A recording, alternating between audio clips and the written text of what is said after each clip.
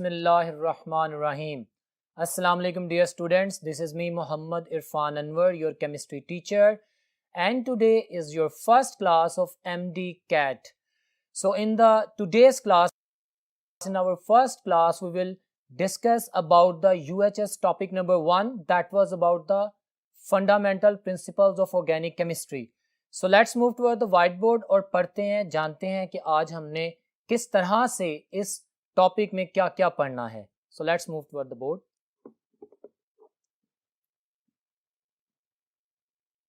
जी तो dear students, सबसे पहले हम बात करेंगे कि आज का जो यूएचएस का टॉपिक नंबर 1 है एमडी कैट का, उसमें हमने पढ़ना क्या क्या है. सो उस हवाले से हम अभी आपके सामने आप देख सकते हैं, यहाँ पे मैंने सिलेबस शो किया है टॉपिक 1 का, जिसमें आप देख सकते हैं कि जो पहला टॉपिक है इसमें हमारे पास ऑर्गेनिक कंपाउंड्स के बारे में डिफाइन किया गया है, बताया गया है. जानेंगे कि ऑर्गेनिक कंपाउंड्स क्या होते हैं. फिर आप देख सकते हैं alkenes and alkanes and alkynes lower message के जो हमने पढ़ने हैं. फिर न्यूक्लियोफाइल्स क्या होते हैं, इलेक्ट्रोफाइल्स क्या होते हैं, फ्री रेडिकल्स क्या होते हैं. In front of you can see that. और functional group and nomenclature of organic compounds. और इसके अलावा हम इनसे रिलेटेड तमाम कॉन्सेप्ट्स को पढ़ेंगे जो कि हमारे पास एंट्रेंस टेस्ट में पूछे जाते हैं. वो तमाम क्वेश्चंस जो इनके साथ आइसोलेटेड नहीं है, रिलेटेड हैं. सो बिस्मिल्लाह करते हैं आज के टॉपिक की तरफ. सबसे पहले आप देख सकते हैं व्हाइट बोर्ड पे, I define what are organic compounds. Organic compounds, इनकी जो डेफिनेशन है वो आपके ज़हन में सबसे पहले सिंपल डेफिनेशन आती है, हाइड्रोकार्बन्स एंड द डेरिवेटिव्स. हमारे पास जो ऑर्गेनिक कंपाउंड्स की जितनी भी क्लासेस हैं, they are hydrocarbons, purely hydrocarbons, and the derivatives. Hydrogen की जगह पे कोई भी दूसरा फंक्शन ग्रुप अटैच कर दिया जाता है तो they are the derivatives of the hydrocarbons also. ये डेफिनेशन पढ़ने के बाद हम एक वाइटल फोर्स थ्योरी का तस्करा करते हैं. हमारे चैप्टर 7 के स्टार्ट में है. What is vital force theory? J Berzelius ने इसको प्रेजेंट किया था. अकॉर्डिंग टू दिस थ्योरी कि जितने भी ऑर्गेनिक कंपाउंड्स हैं, they can only be prepared by a vital force which is present in the living organisms. और नॉन लिविंग ऑर्गेनिज्म में या लेबोरेटरी में ऑर्गेनिक कंपाउंड को प्रिपेयर नहीं किया जा सकता. That was an old theory presented by the J Berzelius. इसको हम वाइटल फोर्स थ्योरी कहते हैं. इसको रिजेक्ट किसने किया था? फ्रेडरिक वुलर ने. आप जानते हैं कि एक एक्सीडेंटल डिस्कवरी हुई थी यूरिया की. Friedrich Wohler silver cyanate ammonium chloride का रिएक्शन करवा कर अमोनियम सायानेट जो कि एक इनऑर्गेनिक कंपाउंड है वो बनाना चाह रहा था, लेकिन एक एक्सीडेंट हुआ जिसके नतीजे में जब उसने अपनी फाइनल प्रोडक्ट को देखा तो that was urea. He repeated the experiment and after that he proved that organic compound can be prepared in the laboratory. So that was the rejection of the vital force theory. और ये 1828 में Frederick Wular ने by the accidental discovery of urea की थी. सो यहाँ पे entrance test में ये एमसीक्यू भी पूछा जा सकता है कि पहला ऑर्गेनिक कंपाउंड जो लैब में प्रिपेयर किया गया वो कौन सा था? I have highlighted that was the urea. Okay my dear students, एक एमसीक्यू आपके सामने मैंने रखा है. हमारे जहन में जब ऑर्गेनिक कंपाउंड्स को डिफाइन करने के बाद उसकी बात आती है तो वो पीएनएस क्रिस, हमने जो 7 प्रॉपर्टीज पढ़ी हैं, although they are not mentioned in your syllabus but they are the part of your paper. You must be very much familiar about them. हमें पता होना चाहिए कि ऑर्गेनिक कंपाउंड्स जो हैं उनकी पिक्यूलर नेचर होती है. क्यों? उनमें मौजूद जो कार्बन है वो कैटिनेशन शो करता है. What is catenation? Self linking property, you know that. और हमारे पास जो ऑर्गेनिक कंपाउंड्स होते हैं they are more non polar. अगर हम टिपिकल हाइड्रोकार्बन्स की बात करें तो वी नो दैट कार्बन और हाइड्रोजन, इन दोनों एटम्स का electronegativity difference is just 0.4. They are non polar in nature. जब वो नॉन पोलर है तो उनकी रिएक्टिविटी भी कम है. They are the compounds which show similarity in one class. हमने होमोलोगस ग्रुप का भी पढ़ा हुआ है, हमें पता है what is homologous group and homologous series. हम एक ही फैमिली में जब मूव करते हैं और हम देखते हैं कि डिफरेंट ऑर्गेनिक कंपाउंड्स हैं हमारे पास, तो उनमें CH2 homologous group, similar group का डिफरेंस आता है, जिसकी वजह से इनकी प्रॉपर्टीज अगर चेंज होती हैं तो there is a systematic change in that property. और उस वजह से हम कहते हैं कि ऑर्गेनिक कंपाउंड्स की एक प्रॉपर्टी है, they show similar behaviour. Solubility की बात करते हैं तो they are non polar in nature, they are soluble more the organic typical hydrocarbons are soluble in the non polar solvents.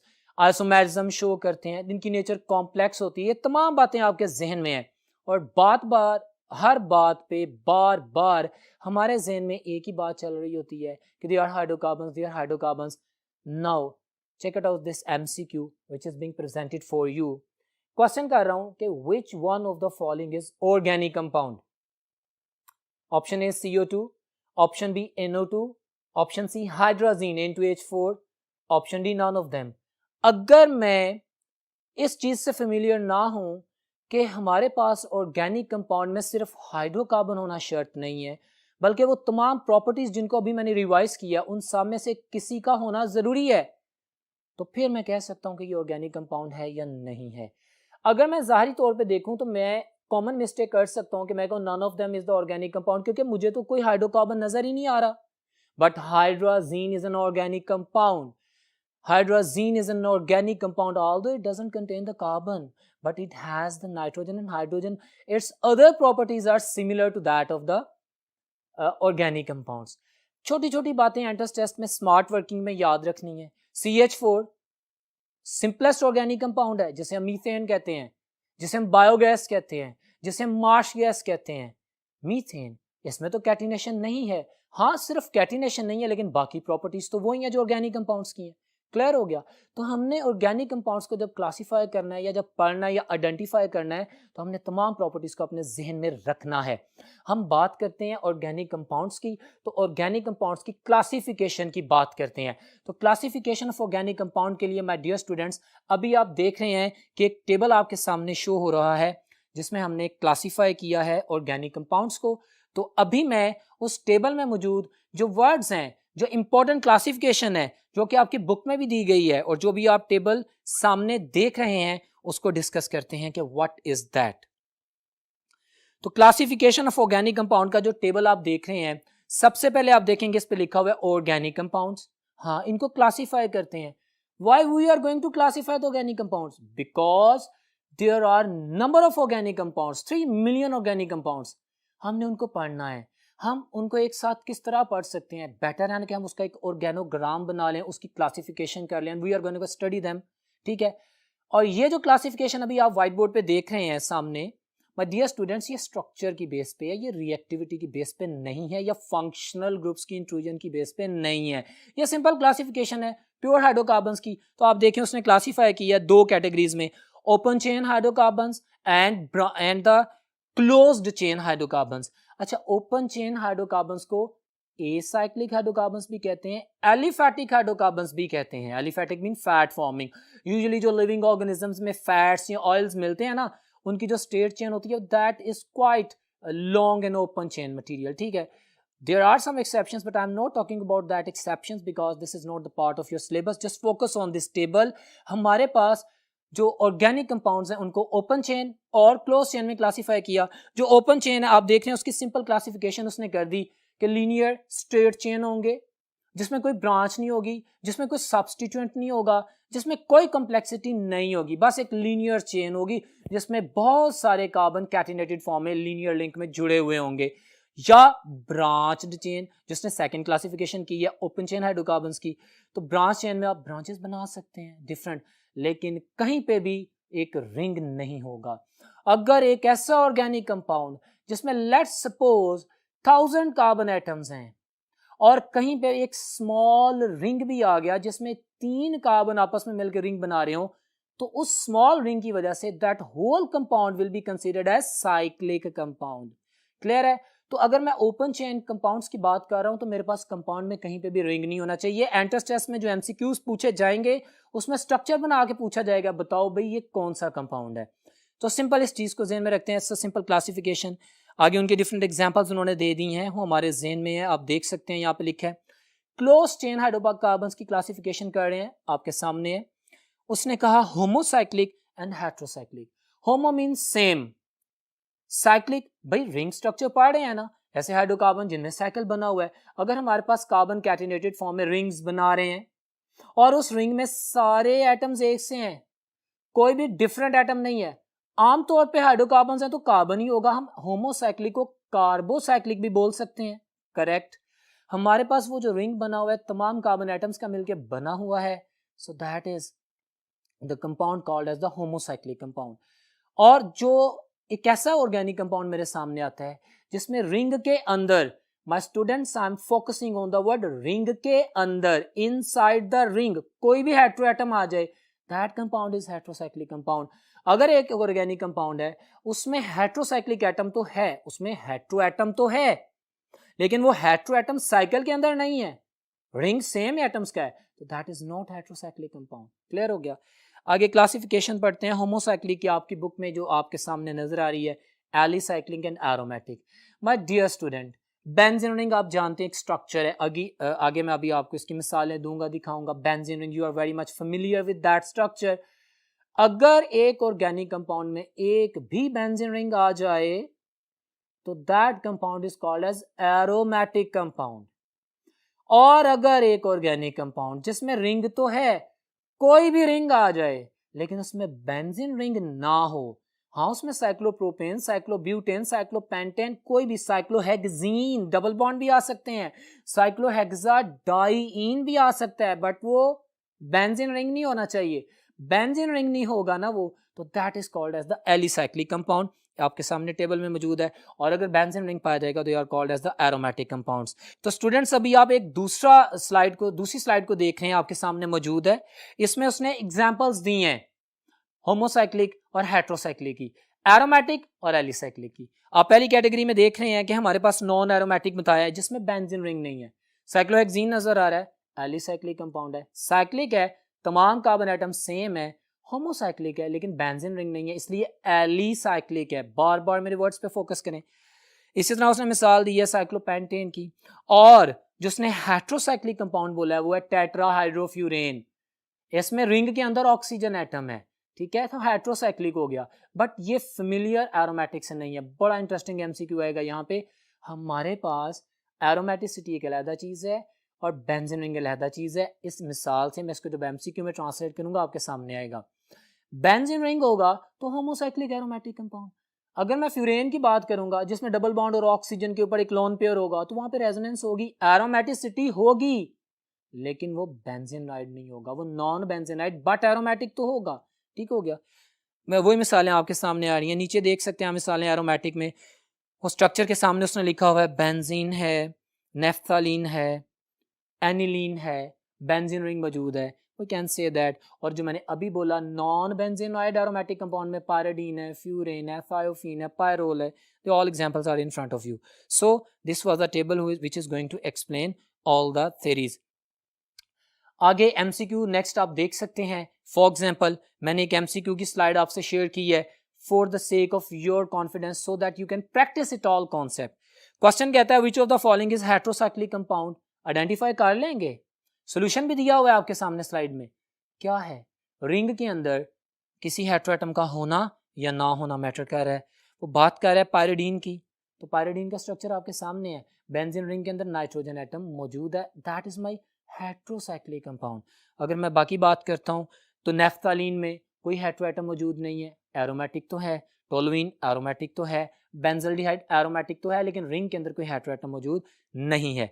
So students ये आपके सामने एक एमसीक्यू और उसकी एक्सप्लेनेशन है। इसी स्लाइड में एक दूसरा एमसीक्यू भी आपके सामने है। The type of the compound which contain an open chain of the carbon atoms, what are they called, उन्हें क्या कहा जाता है।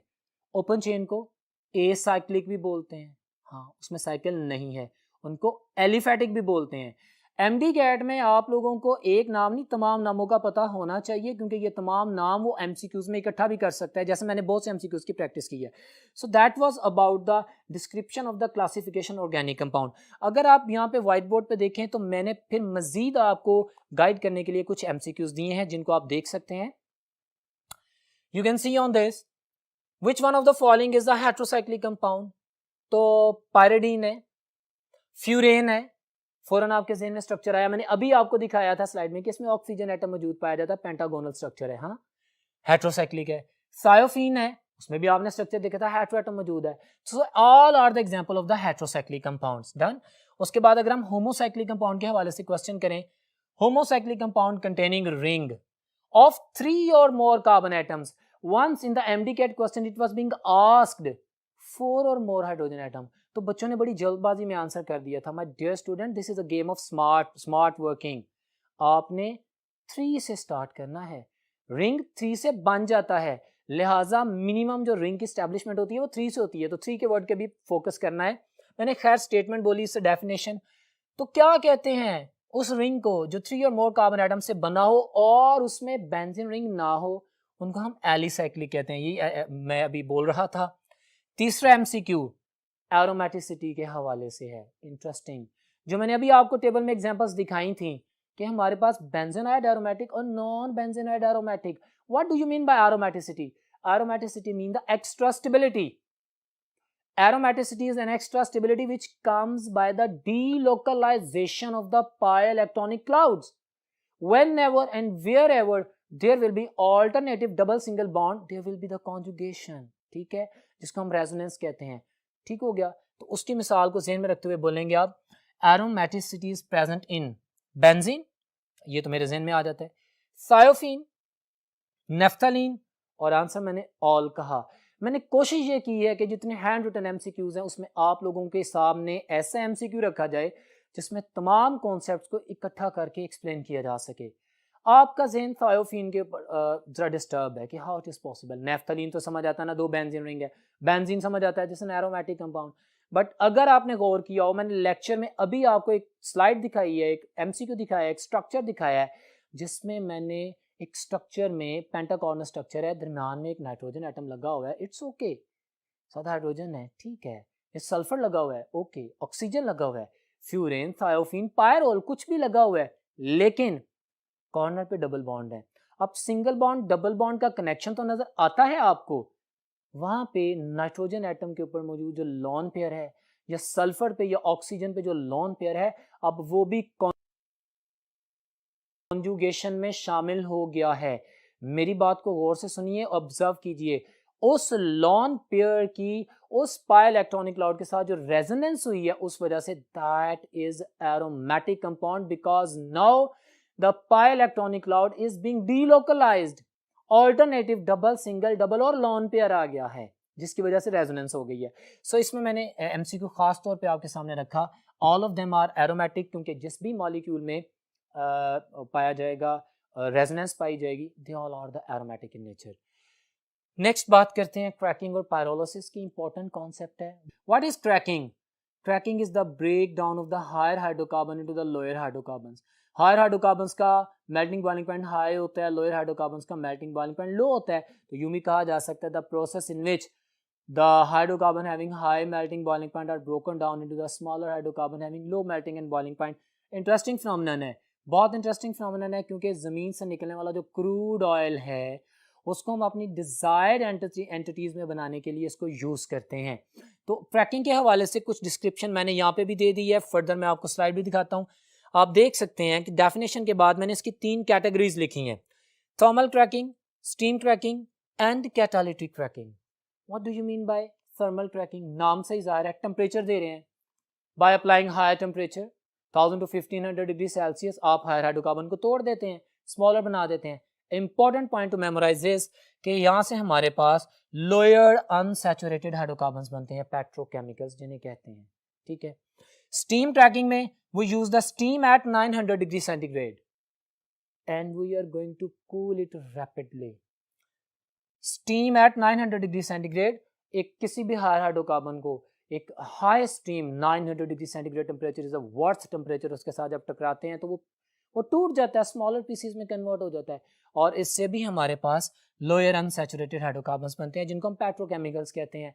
Of course when you are getting the products which are being used in industry for the different purposes and you are getting the source of the nature, they are called as petrochemicals। उनको बनाया भी जाता है, उनको इस तरह भी extract किया जा सकता है।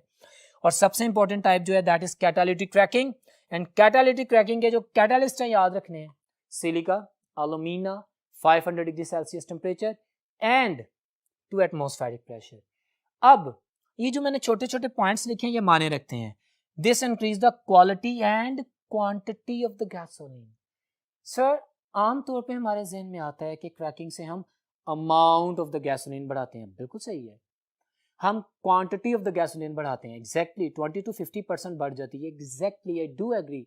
बट वो कौन सी टाइप ऑफ क्रैकिंग है जो ना सिर्फ क्वांटिटी बढ़ाती है बल्कि क्वालिटी ऑफ द गैसोलीन भी बनाती है, रीफॉर्मिंग भी करती है, that is the catalytic cracking. और ये कैटालिटिक क्रैकिंग जो है हमारे पास, इसका बेसिक पर्पस गैसोलीन की अमाउंट बढ़ाना होता है। जरा वर्ड फोकस कीजिएगा। स्मॉलर हाइड्रोकार्बन बन जाते हैं जैसे स्टीम में और थर्मल में बन जाते हैं, पेट्रोकेमिकल्स बनते हैं। बट गैसोलीन क्या है? C8 का या C7 का कंपाउंड है, बिग मॉलिक्यूल है ना। इसको बनाना है तो इसको बनाने के लिए मेरे पास कैटालिटिक क्रैकिंग है। Main use of the catalytic cracking is to increase the quantity and quality of the gasoline. In general आप कह सकते हैं कि हमारे पास हाइड्रोकार्बन्स बन जाते हैं। सो इससे रिलेटेड अगर आप एक टेबल देखेंगे अभी व्हाइट बोर्ड पे, मैं भी आपके सामने एक्सप्लेन कर देता हूँ। डियर स्टूडेंट्स, अभी आप एक टेबल देख रहे हैं, आपके सामने व्हाइट बोर्ड पे डिस्प्ले किया गया है। इसमें जो मैंने वर्ड्स बोले हैं क्रैकिंग के हवाले से, उसकी डेफिनेशन सबसे पहले लिखी गई है। वो बता रहे हैं हमें कि हमारे पास breaking off the higher hydrocarbon to the lower hydrocarbons, exactly this is. उसके बाद आप देख सकते हैं कि टाइप्स में उन्होंने जस्टिफाई किया है, दो मुख्तलिफ अंदाज से टाइप्स को जस्टिफाई किया है। उन्होंने स्टीम और थर्मल क्रैकिंग को एक पैटर्न में रख दिया है। जो स्टीम क्रैकिंग है और जो थर्मल क्रैकिंग है, उन दोनों को इसलिए एक पैटर्न में रखा कि उनका यूज सिमिलर है। आप देख सकते हैं। अब हमारे पास जो थर्मल क्रैकिंग का भी उन्होंने नीचे यूज हाईलाइट किया गया है, use for obtaining unsaturated hydrocarbons and lower hydrocarbons, ठीक हो गया। और उसके बाद उन्होंने जो कैटालिटिक क्रैकिंग को इस टेबल में क्लासिफाई किया गया, सारी बातें लिखी हैं। It involves breaking down the higher hydrocarbons into the lower hydrocarbons by using catalyst silica alumina 500 degree Celsius, आपके सामने लिखा हुआ है। Use for obtaining the better quality of the fuel as well as the better quantity of the fuel. ये भी add कर लीजिएगा इस टेबल में जो आपके सामने प्रेजेंट किया गया है। So that was about the cracking जो कि आपके सामने है। अब इससे रिलेटेड कुछ एमसीक्यूज शेयर कर लेते हैं। हम नेक्स्ट बोर्ड पे चलते हैं जी। तो डियर स्टूडेंट्स, क्रैकिंग के हवाले से कुछ एमसीक्यूज को भी शेयर कर लेते हैं। आपके सामने एक एमसीक्यू है, pyrolysis is applied to improve, pyrolysis mean cracking is applied to improve what? Option A, quantity of the petrol. Option B, petrochemical productions. Option C, quality of the petrol. D, all of them. तो ये सारी बातें आएंगी। इस MCQ का मकसद ये था कि वो बच्चे के जो किसी लेवल पे कंफ्यूज हैं, उनको पता लग जाए कि क्रैकिंग का काम क्या है। So this is an option in front of you.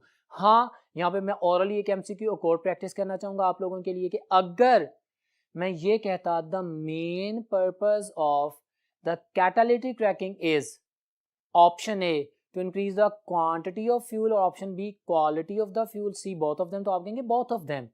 और अगर मैं कहता the main purpose of the thermal cracking is, तो उसमें आप कहते to increase the production of the petrochemicals. हमें हायर हाइड्रोकार्बन को तोड़ के लोअर मिलते हैं, बट उसमें lower unsaturated hydrocarbon, they are not the gasoline, they are not the petrol, they are not use for that purpose. Clear है? तो ये चीज आपने याद रखनी है। अब हम बात करते हैं हमारे जो रिलेटेड टॉपिक एमडी कैट के हवाले से वेरी इंटरेस्टिंग डिस्कशन की, that is the types of reagent used in the organic chemistry. हमारे पास nucleophile, electrophile and free radicals की बात की गई है। मैंने आपके सामने व्हाइट बोर्ड पे कुछ बेसिक्स लिखी हैं, उसके बाद मैं टेबल भी शेयर करता हूँ। So what are nucleophiles? Nucleus, phile mean lover, nucleus lover. कौन होगा? न्यूक्लियस पे पॉजिटिव चार्ज है, तो न्यूक्लियस की तरफ अट्रैक्ट कौन सा होगा? जिस पे नेगेटिव चार्ज है, ठीक हो गया। या जो इलेक्ट्रॉन एफिशिएंट है, जिसमें बहुत ज्यादा इलेक्ट्रॉन पाए जाते हैं और वो पॉजिटिव चार्ज को ढूंढ रहा होता है ताकि वो उसके साथ अपना इलेक्ट्रॉनिक क्लाउड शेयर कर सके, nucleophile, nucleus lover. My dear students, जो न्यूक्लियोफाइल्स हैं वो न्यूट्रल भी होते हैं, लेकिन जो जितने भी नेगेटिवली चार्ज स्पीशीज हैं, they all are nucleophiles because they are electron rich. See the definition, nucleus lover. अब आपके सामने मैं एक चीज शेयर करने से पहले ये एक जो रिलेशन लिखा है, I will suggest that please right it up. हमारे पास हमारे एंट्रेंस टेस्ट के बहुत से एमसीक्यूज इस रिलेशन से क्लियर होंगे, लेकिन उससे पहले अभी मैं आप लोगों के सामने व्हाइट बोर्ड पे एक टेबल शेयर करूंगा जो कि न्यूक्लियोफाइल और इलेक्ट्रोफाइल्स के बारे में बेसिक इंफॉर्मेशन जो नेसेसरी आपको डिलीवर करेगा। सो माय डियर स्टूडेंट्स, आप देख सकते हैं व्हाइट बोर्ड पे इस वक्त एक टेबल है, discuss the types of reagents nucleophile, electrophile and free radical के टाइटल में। उसमें जो आप देख रहे हैं अभी, उसके ऊपर न्यूक्लियोफाइल, न्यूक्लियस लविंग लिखा हुआ है और साथ में कंपैरिजन में इलेक्ट्रोफाइल लिखा है। पहले मैं बात करूंगा न्यूक्लियोफाइल की। It is a species which is rich in electrons, exactly rich in electron negatively charge तो होगा ही, लेकिन बार बार बता रहा हूँ कि न्यूट्रल स्पीशीज भी होंगी, ठीक है। लाइक NH3, अभी मिसालों की बात करते हैं। It is a species which can donate N electron pair, like ammonia neutral molecule, like water it neutral molecule but it can donate an electron pair, of course ammonium ion बनता है, hydronium ion बनता है, electron pair की donation होती है, nucleus की तलाश होती है, से इलेक्ट्रॉन डोनेट करता है, इट्स अ न्यूक्लियोफाइल। और it is denoted by Nu negative, of course ये इसका सिंबल है जो आपके सामने है, negative sign mean this is the electron rich species. A molecule having lone pair of electrons at the central atom, ठीक है, वो बात कर चुके हैं, मिसालें दे दी। ईथर्स की मिसाल आपके सामने, ऑक्सीजन एटम है ना, 2 लोन पेयर्स हैं, वाटर है, ऑक्सीजन एटम है ना, 2 लोन पेयर्स हैं, एमोनिया एक नाइट्रोजन के ऊपर लोन पेयर मौजूद है, हाइड्रोजन 2 लोन पेयर मौजूद हैं। सो जिसके पास भी लोन पेयर मौजूद होंगे they are the nucleophiles. Negatively charge species की भी मिसाल दे दी, फ्लोरो, क्लोरो, ब्रोमो वगैरह जो आपके सामने है, ये फ्लोराइड आइन, क्लोराइड आइन, ब्रोमाइड आइन, ठीक है, हाइड्रोक्साइड आइन, ये आपके सामने है, साइनाइड्स की भी, एसीटेट्स की। And the beautiful and something new for you people which wasn't in your book, pielectronic cloud। हमारे पास अल्कीन्स जो हैं, जो अल्काइंस हैं, जो बेंजीन है, they show electrophilic reactions, alkene and alkyne show electrophilic addition reactions। why they show electrophilic addition reactions? Because they have exposed electronic cloud between the two carbon atoms, electron density is higher। अभी बोला वो तमाम materials जिनमें electron density ज्यादा है they are nucleophile. तो alkyne, alkyne and the benzene जिसके ऊपर आपको पता है कि रेजोनेटिंग इलेक्ट्रॉनिक क्लाउड होता है, दे आर न्यूक्लियोफाइल्स, ठीक है। तो उसकी भी मिसाल दे दी आप लोगों के सामने। अगर इसके कंपैरिजन में हम देखें माय डियर स्टूडेंट्स, इलेक्ट्रोफाइल की बात, क्योंकि electrophile electron lover, electron table में आप देख सकते हैं, it is a species which is deficient in electrons. हाँ, इलेक्ट्रॉन चाहिए, इसके पास इलेक्ट्रॉन कम है, इसके ऊपर पॉजिटिव चार्ज होगा, इलेक्ट्रॉन की डेफिशिएंसी होगी, न्यूट्रल भी हो सकता है, like AlCl3, like BF3 neutral भी होते हैं, इलेक्ट्रॉन डेफिशिएंट होने चाहिए। So that's why they can show their attraction towards the electron, they are electrophiles. It is a species which can accept an electron pair, you in front of the whiteboard you can see that it is denoted by E positive, E positive means the deficient of electron। A molecule in which the central atom is deficient of electron paired। अब ये जो मिसालें दी हैं ये आपके entrance test के very important MCQs हैं, आप जो देख रहे हैं। BF3 न्यूट्रल मॉलिक्यूल है बट ऑक्टेट पूरा नहीं है, एक लोन पेयर रिक्वायर्ड है। AlCl3 उसी की मिसाल है, FeCl3, SO3, sulphur trioxide very strong electrophile, दिखने में न्यूट्रल है लेकिन सल्फर की सराउंडिंग में जो 3 ऑक्सीजन एटम है जो हाईली इलेक्ट्रोनेगेटिव है, उन्होंने इलेक्ट्रॉनिक क्लाउड को स्नैच कर लिया हुआ है। और इलेक्ट्रॉनिक क्लाउड का जब उन्होंने स्नैच किया है तो सल्फर के पास शदीद डेफिशिएंसी ऑफ इलेक्ट्रॉन है, it will function as an electrophile, ठीक है। तो ये मिसालें CO2, CS2 etcetera. Positively charge species हैं हमारे पास, every electron deficient species which carry positive charge that is electrophile. तो ये चीज़ें आपके सामने हैं।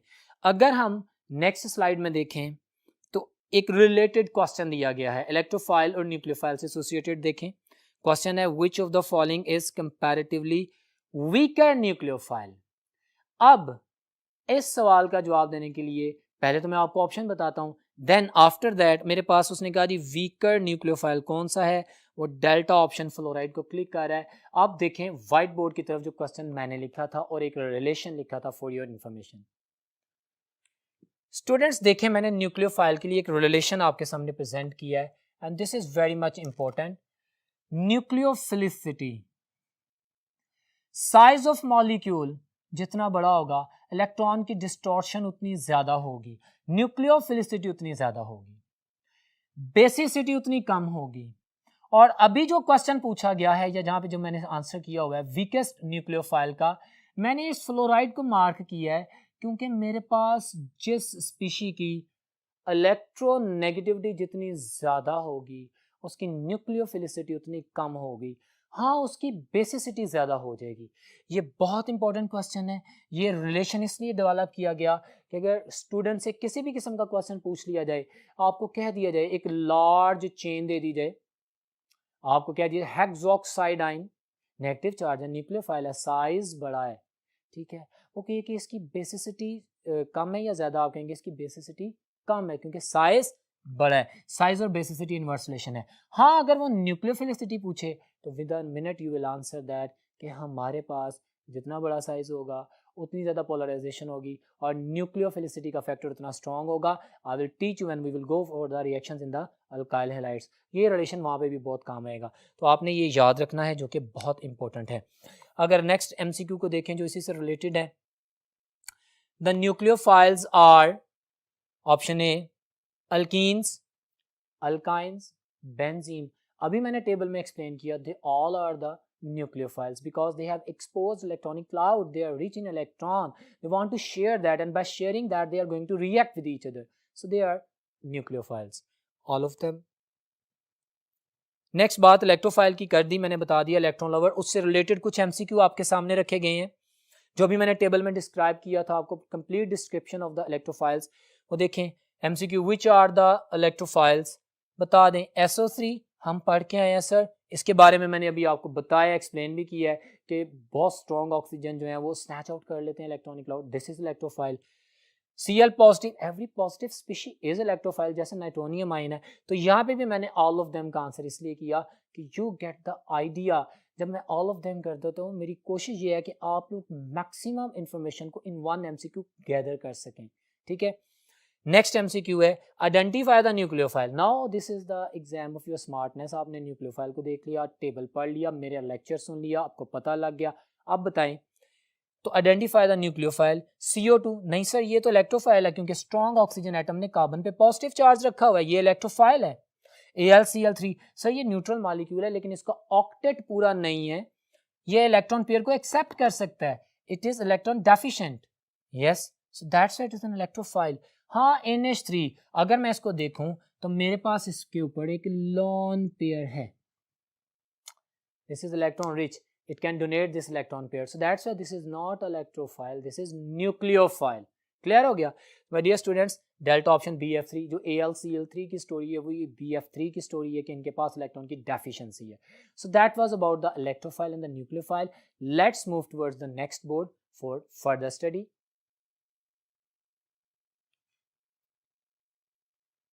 जी तो डियर स्टूडेंट्स, बात करते हैं फ्री रेडिकल्स की।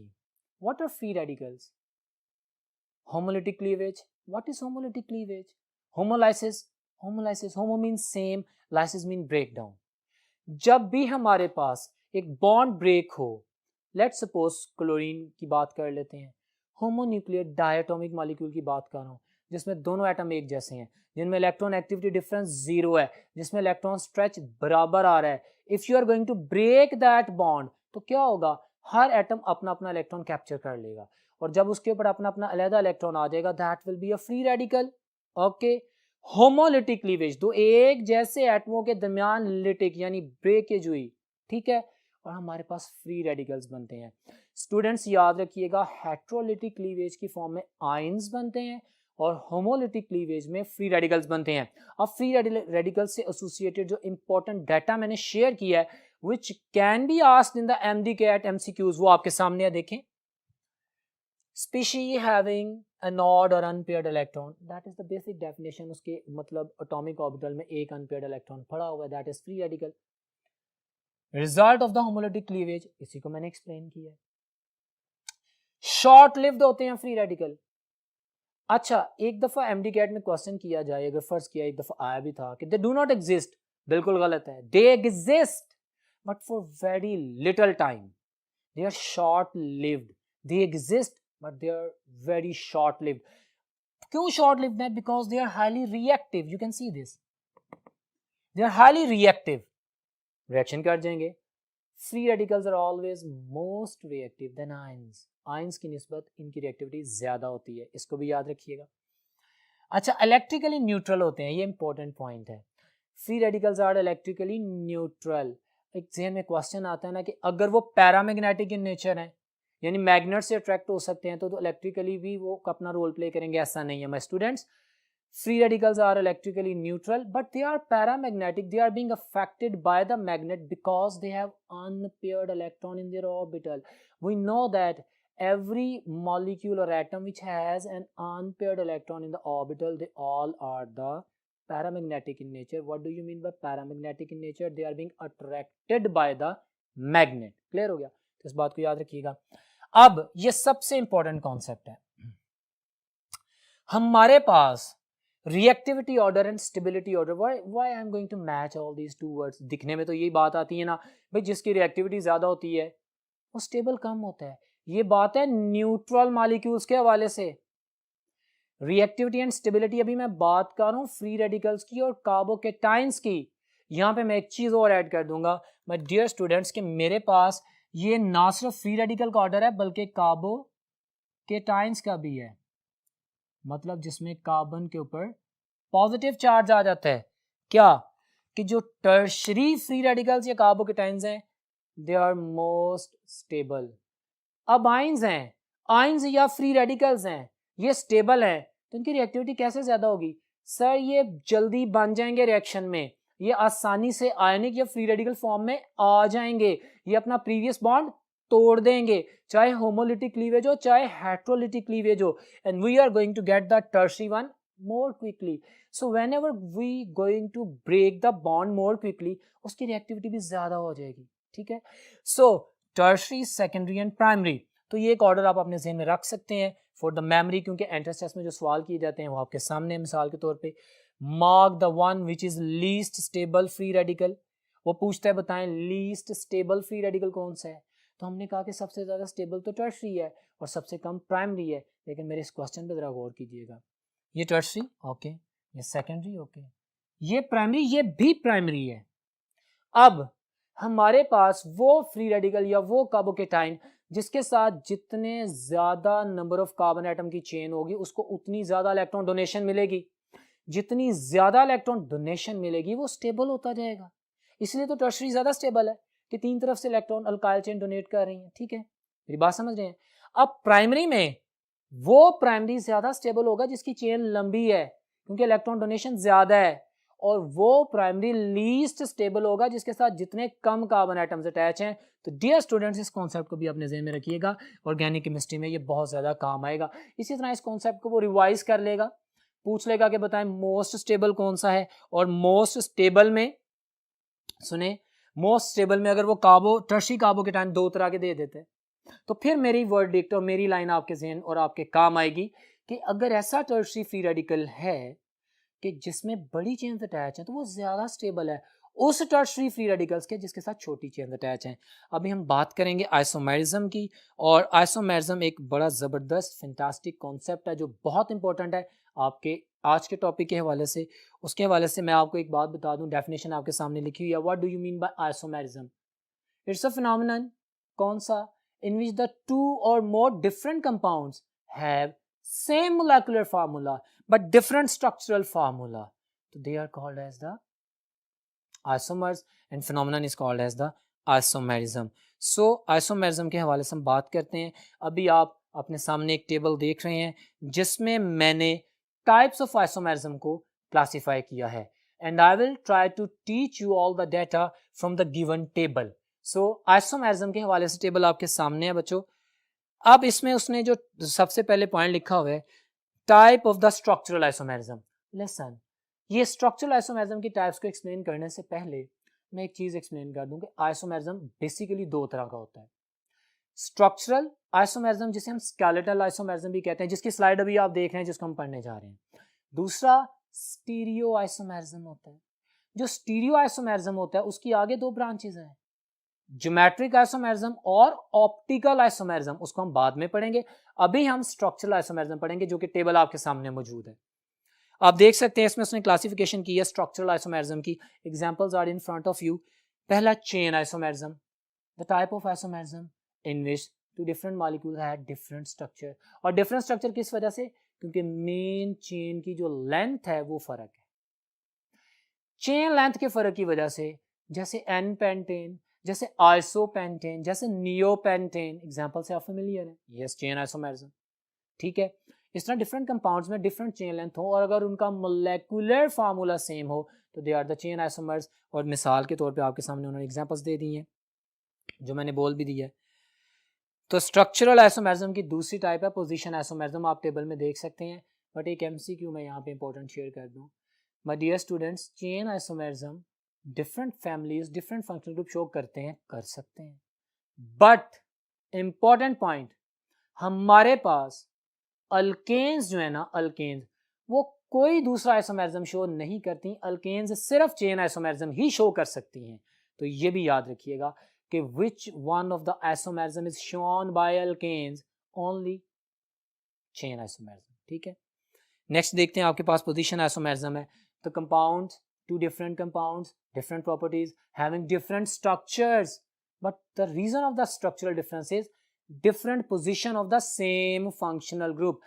functional group same है, उसकी position मुख्तलिफ है। जैसे कि मिसालें आपके सामने है, ब्यूटीन्स में हो सकते हैं, अल्कोहल्स में हो सकता है, डिफरेंट कंपाउंड्स में आपने फंक्शनल ग्रुप की पोजीशन चेंज करनी है, लेकिन दो मॉलिक्यूल्स का फार्मूला सेम होना चाहिए। तो it is in front of you, इसमें रिलेटेड क्वेश्चन कर सकते हैं। नेक्स्ट में आप देख सकते हैं, जो नेक्स्ट स्लाइड है उसमें, the functional group isomerism, compound having the same molecular formula but different structure formula because they have different functional groups. हमारे पास alcohols and ethers आपस में functional group isomerism शो करते हैं, हमारे पास aldehyde and ketones आपस में functional group isomerism शो करते हैं, हमारे पास carboxylic acid and esters आपस में functional group isomerism शो करते हैं, क्योंकि इनमें पॉसिबिलिटी होती है कि एक कंपाउंड जो अल्कोहल है दूसरा ईथर है, उनका मोलेकुलर फार्मूला सेम हो सकता है, बट फंक्शनल ग्रुप डिफरेंट होने की वजह से they are the part of the functional group isomers. मिसाल आपके सामने टेबल में दे दी है, आप गौर से देख सकते हैं। Metamerism, the isomerism which arises between the two different compounds having different properties, different structures but same molecular formula. Difference of structure is because of the unequal chain length on either side of the functional group. Function group के दोनों तरफ जो alkyl chain की length है that is different, उस वजह से जो फिनोमिनन सामने आता है दैट इज मेटामेरिज्म। तो ये आपके सामने है, जो कि आप मिसालों से भी देख सकते हैं। और फिर नेक्स्ट स्लाइड में टॉटोमेरिज्म। स्टूडेंट्स, टॉटोमेरिज्म का एक दूसरा नाम लिख लें, इसको कहते हैं डायनामिक आइसोमेरिज्म। टॉटोमेरिज्म को डायनामिक आइसोमेरिज्म कहते हैं। इसका तीसरा नाम नोट कर लें, इसको कहते हैं प्रोटोट्रोपिज्म। ओके, इसका चौथा नाम नोट कर लें, एमडी कैट है, इसको कहते हैं कीटो इनोल आइसोमेरिज्म। ठीक हो गया। और इसका पांचवा नाम भी नोट कर लें, कैरियोट्रोपिज्म। आपकी बुक में जो टॉटोमेरिज्म है उसी को डायनामिक आइसोमेरिज्म, उसी को प्रोटोट्रोपिज्म, उसी को कैरियोट्रोपिज्म, उसी को कीटो इनोल आइसोमेरिज्म कहते हैं। What is this? The isomerism which arises because of the two different structures. हाँ, तभी तो आइसोमेर्स बनेंगे। And the reason of structural difference is the internal shifting of proton. Internal shifting of proton की वजह से जो आइसोमर्स बनते हैं they are called as tautomers. तो मिसालें आपके सामने दी गई हैं, ज़्विटराइन से कॉमन एग्जांपल आपके सामने दी गई है। बट माय डियर स्टूडेंट्स, यहाँ पे मैं आपको एक और बात बता रहा हूँ, आपके पास विनाइल अल्कोहल जब रीअरेंज होके चैप्टर नंबर 8 उसमें addition of water in alkynes जब आप करते हैं और इनोल बनता है, इनोल रीअरेंज होके रेलेवेंट एल्डिहाइड या कीटोन बनाते हैं, तो इंटरनल शिफ्टिंग ऑफ प्रोटॉन होती है, वो भी टॉटोमेरिज्म की एग्जांपल है, आपको याद होना चाहिए। तो ये आपके सामने एग्जांपल्स भी बता दी, एक्सप्लेनेशन भी कर दी। अब कुछ एमसीक्यूज की प्रैक्टिस कर लेते हैं जो कि आइसोमेरिज्म के हवाले से आपके सामने दिए गए हैं। मैं आपके सामने दिखा रहा हूँ एक क्वेश्चन पे लिखा है विच of the following does not show the functional group isomerism. अब हमें पता है कि फंक्शनल ग्रुप आइसोमेरिज्म कौन कौन शो करता है, alcohol ethers, aldehyde ketones, carboxylic acid and asters. उसको ज़हन में रखा, अब आंसर करते हैं। उसने ऑप्शन ए बोला, अल्कोहल एंड ईथर मेरे पास मौजूद है, करते हैं। बीटा ऑप्शन में एल्डिहाइड कीटोन है, बिल्कुल कर रहे हैं, मोलेकुलर फार्मूला भी सेम है। Now this is a game of smart working. My students, सिर्फ एल्डिहाइड कीटोन ही नहीं देखना, आपने फार्मूला भी सेम देखना है। मिसाल के तौर पे अगर मैं एक अल्कोहलिक ग्रुप लगा दूं और एक ईथर ग्रुप लगा दूं, लेकिन मैं फार्मूला चेंज कर दूं, तो उस पेयर को सिलेक्ट नहीं करना, स्मार्ट वर्किंग है। चार्ली ऑप्शन भी है, ठीक है, हमारे पास esters and carboxylic acids. Delta बिल्कुल नहीं जी, ये हमारे पास, ये बिल्कुल हमारी मिसाल गलत है, ये मेटामेरिज्म की मिसाल है, ये फंक्शनल ग्रुप आइसोमेरिज्म की मिसाल नहीं है। So that is my answer. Next question आप देख सकते हैं, the type of isomerism which arises due to the unequal distribution of the carbon atom on either side of the functional group। अभी बोला क्या, मेटामेरिज्म। तो मेटामेरिज्म में unequal distribution होती है। तो यहाँ पे जो मेरा आंसर है, you can observe that is beta answer. Explanation भी दी गई है, स्लाइड आपके सामने है। नेक्स्ट जो क्वेश्चन है, it's a question for your understanding, which of the following shows chain isomerism। My dear students, these MCQs are specifically designed for you in this lecture because this is the entrance test. And we have to explain the data on the basis of your asked MCQs. So focus on these MCQs. Which of the following show chain isomerism? अब हम structure देखते हैं, हमें पता लग जाता है कि कौन कौन चेन आइसोमेरिज्म का पेयर शो कर सकता है. तो मैं अगर बीटा ऑप्शन देखूं तो बीटा ऑप्शन में मुझे मोलेकुलर फार्मूला जो है वो सेम नज़र आ रहा है. हाँ, और किस चीज़ का फ़र्क है? सिर्फ चेन लेंथ का फ़र्क है. एक में 4 की चेन है, एक में 3 की चेन है, तो बीटा इज़ माई आंसर. बाकियों में आप देख सकते हैं कि हमारे पास फंक्शनल ग्रुप आइसोमेरिज्म है, हमारे पास एक पोजीशन आइसोमेरिज्म का इशू आ सकता है, but that is not a chain isomerism. उसने हमसे पूछा चेन आइसोमेरिज्म, तो मेरे पास बीटा ऑप्शन है. So that was about the questions of the isomerism which was related about the structural isomerism.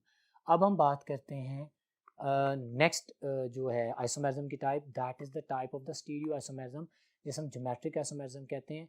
सो उसकी तरफ चलते हैं. जी तो डियर स्टूडेंट्स, हम आइसोमेरिज्म की बात कर रहे थे. हमने स्ट्रक्चरल आइसोमेरिज्म को पढ़ा, उसकी एग्जांपल्स को देखा, उससे रिलेटेड एमसीक्यूज को डिस्कस किया.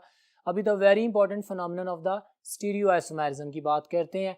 स्टीरियो आइसोमेरिज्म की जो पहली टाइप है दैट इज ज्योमेट्रिक आइसोमेरिज्म, और ज्योमेट्रिक आइसोमेरिज्म का दूसरा नाम है कॉन्फिगरेशनल आइसोमेरिज्म, और तीसरा नाम है सिस ट्रांस आइसोमेरिज्म. उसकी बात करते हैं. आप देख सकते हैं व्हाइट बोर्ड पे. डियर स्टूडेंट्स, ये मैंने कुछ पॉइंट्स लिखे हैं.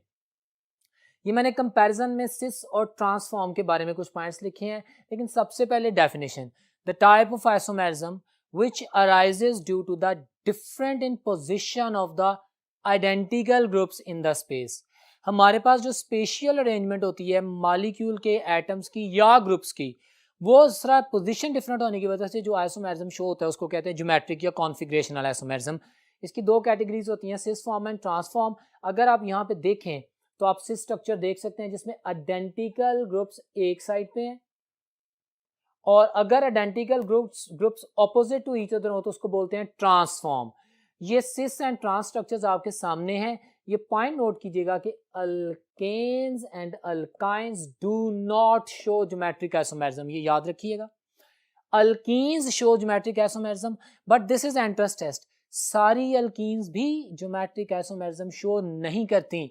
सिर्फ वो अल्कीन्स जिसमें जो डबली बॉन्डेड कार्बन होता है उसके साथ डिफरेंट ग्रुप्स अटैच होंगे तो ही वो ज्योमेट्रिक आइसोमेरिज्म शो करेगी. अगर आइडेंटिकल ग्रुप्स अटैच होंगे तो ज्योमेट्रिक आइसोमेरिज्म शो नहीं होगा. मिसाल के तौर पे मैं 1 हेक्सीन कह दूं तो वो ज्योमेट्रिक आइसोमेरिज्म नहीं शो करेगा, क्योंकि एक डबली बॉन्डेड कार्बन के साथ 2 हाइड्रोजन एटम अटैच हैं. और why the alkenes show the geometric isomerism? Because due to the pi bond they have restricted rotation. And why don't the alkane show this phenomenon? Because in alkanes there is single bond and they can rotate. So ये points याद रखिएगा. अभी मैं आपको इसकी slide भी दिखाता हूँ, लेकिन अभी ये पॉइंट्स पे फोकस कर लें जो मैं एक्सप्लेन कर रहा हूँ. मेरे पास जो सिस फॉर्म होती है, डियर स्टूडेंट्स, ये एक एमसीक्यू है आप लोगों के लिए. चूंकि सिस फॉर्म आपके सामने है, ये अनसिमेट्रिकल स्ट्रक्चर है, देख सकते हैं. इसको अगर दरमियान से काटें तो अनइक्वल होगा, अनसिमेट्रिकल है. इस वजह से ये पोलर मॉलिक्यूल होते हैं, क्योंकि इसकी डायपोल मोमेंट जीरो नहीं होती. Dipole moment is not zero. अब डायपोल मोमेंट जीरो नहीं होती तो इंटरमोलेकुलर फोर्स ऑफ अट्रैक्शन स्ट्रांग होती है, जिसकी वजह से बॉइलिंग पॉइंट हाई होता है. ठीक हो गया? तो ये भी पॉइंट है, हाई बॉइलिंग पॉइंट.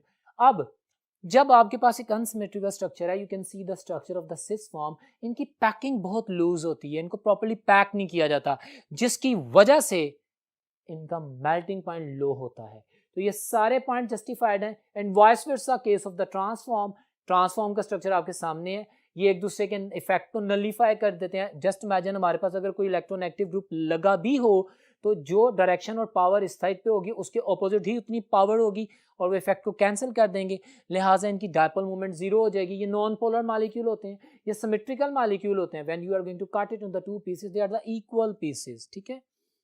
अब चूंकि ये नॉन पोलर है, इनके दरमियान इंटरमोलेकुलर फोर्स ऑफ अट्रैक्शन बहुत वीकर होती है, इसलिए इनके बॉइलिंग पॉइंट लो होते हैं. मैं ट्रांसफॉर्म्स की बात कर रहा हूँ. और इनकी जो पैकिंग है वो बहुत अच्छी होती है. If you could see my fingers तो ये ट्रांसफॉर्म एक दूसरे के अंदर मर्ज हो सकती हैं. पैकिंग क्लोज पैकिंग हो जाएगी। उसको तोड़ने के लिए ज़्यादा एनर्जी चाहिएगी। हम जानते हैं कि ऑर्गेनिक कंपाउंड्स का जो मेल्टिंग पॉइंट है वो उनकी पैकिंग पे डिपेंड करता है, और जो बॉइलिंग पॉइंट है वो इंटरमोलेकुलर फोर्स ऑफ अट्रैक्शन पे डिपेंड करता है। हमारे पास इसकी पैकिंग के कॉम्पैक्ट होने की वजह से इसका मेल्टिंग पॉइंट हाई है ट्रांसफॉर्म का, और बॉइलिंग पॉइंट इंटरमोलेकुलर फोर्स के कम होने की वजह से लो है।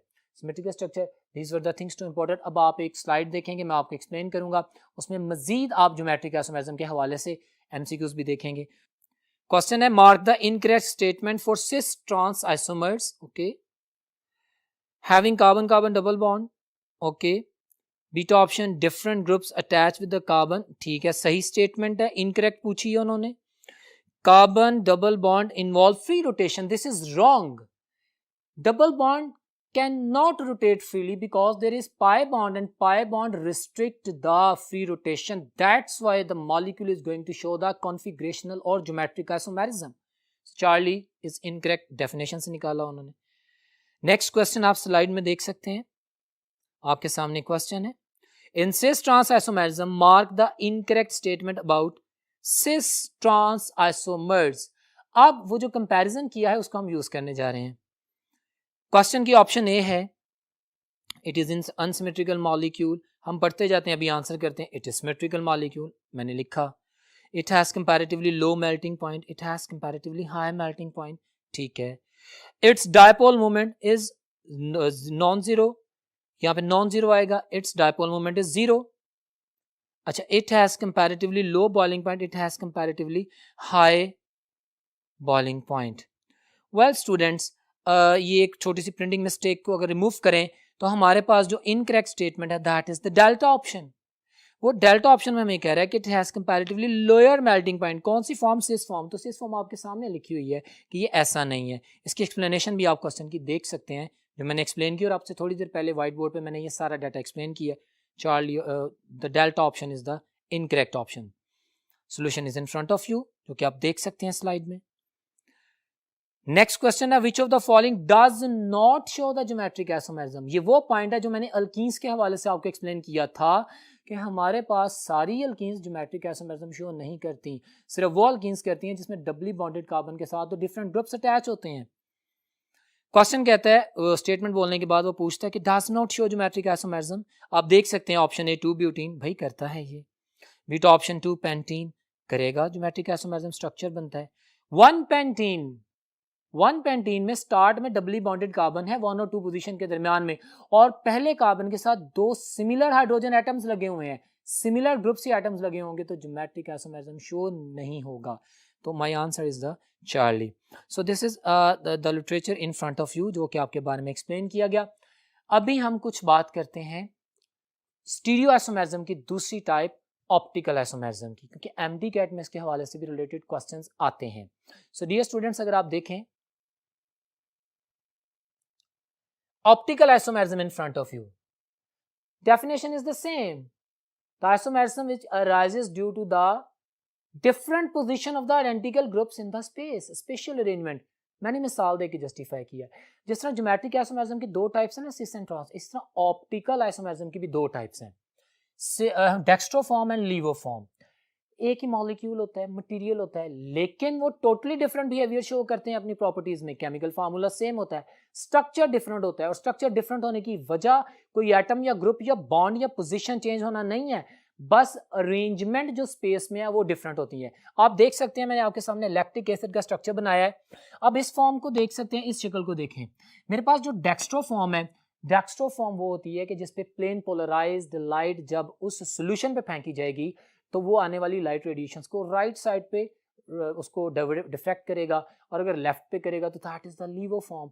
ये जनरल इंफॉर्मेशन है। आप स्ट्रक्चर देखें, आपको ये एक दूसरे के मिरर इमेज लग रहे हैं, they are the mirror images, that's why they are called as the enantiomers of each other. Dear students, याद रखना है कि ऑप्टिकल आइसोमेरिज्म सिर्फ वो कंपाउंड शो करेंगे जिनके अंदर कायरल कार्बन होगा। What is chiral carbon? ये वो कार्बन जिसको स्टार से शो किया जाता है। कायरल कार्बन जो ऑप्टिकली एक्टिव होता है, कायरल कार्बन ऑप्टिकली एक्टिव होता है। इसकी क्या वजह है? क्यों ये लाइट्स के साथ लेफ्ट और लाइट और डिफरेंट रिस्पॉन्स करते हैं? क्योंकि इसके साथ जो चारों बॉन्ड्स हैं कार्बन के जो चारों बॉन्ड्स हैं वो 4 मुख्तलिफ एटम्स या ग्रुप्स के साथ कनेक्टेड होते हैं स्टूडेंट्स। ठीक हो गया?